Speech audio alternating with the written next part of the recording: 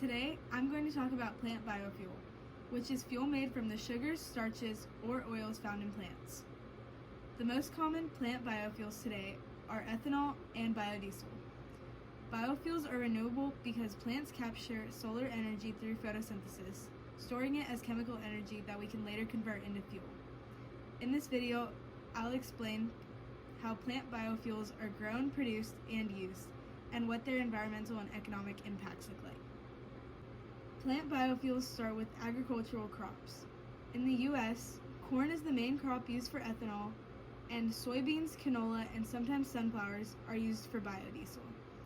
These plants grow using photosynthesis, where sunlight, water, and carbon dioxide are converted into glucose and other organic molecules. These sugars are stored in corn kernels, while oils accumulate in soybeans and other oil seeds. Farmers cultivate these crops using traditional agricultural methods: planting, irrigation, fertilizing, and harvesting. Biofuel production depends on the type of plant. In corn ethanol, corn kernels are ground into mash, mixed with water and enzymes, and then fermented. During fermentation, yeast performs cellular respiration without oxygen, converting plant sugars into ethanol and carbon dioxide. After fermentation, the ethanol is distilled, purified, and blended with gasoline. In plant oil biodiesel, for soybeans and canola, these seeds are crushed to extract plant oils.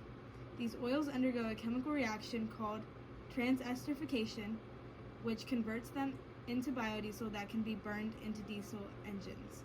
In both cases, the energy originally came from photosynthesis, plants capturing solar energy and storing it as sugars or oils. Plant biofuels are widely available and already deployed commercially. Ethanol makes up about 10% of U.S. gasoline, and biodiesel is used in trucks, buses, construction equipment, and even heating systems. Production has grown steadily since the 2000s, and technology is now well established.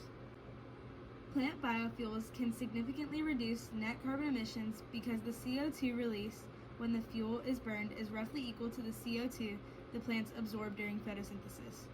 This creates a short carbon cycle, unlike fossil fuels, which release carbon stored underground for millions of years. However, the true carbon footprint depends on farming practices, fertilizer use, transportation, and energy used in processing. In general, ethanol reduces greenhouse gas emissions by about 20 to 40% compared to gasoline, while biodiesel can reduce emissions by 50 to 80%. Plant biofuels create major economic benefits. They support millions of farming, manufacturing, and transportation jobs, especially in the Midwest. They also reduce foreign oil dependence, diversify the energy sector, and provide a stable market for corn and soybean farmers. On the downside, growing crops for fuel instead of food can increase crop prices, and biofuel production requires significant land and water resources. There are strong communication efforts in the U.S. Department of Energy, the Renewable Fuels Association, and the National Corn Growers Association. These groups promote public understanding of biofuels through outreach campaigns, educational videos, conferences, and labeling at gas stations like E10 and E85. Public awareness is fairly high because ethanol is already in most gasoline. Based on current data, plant biofuels are effective in reducing emissions and supporting rural economies, but they also compete with food production and require significant land. I believe the next steps should focus on improving efficiency, using high-yield crops, and reducing fertilizer use.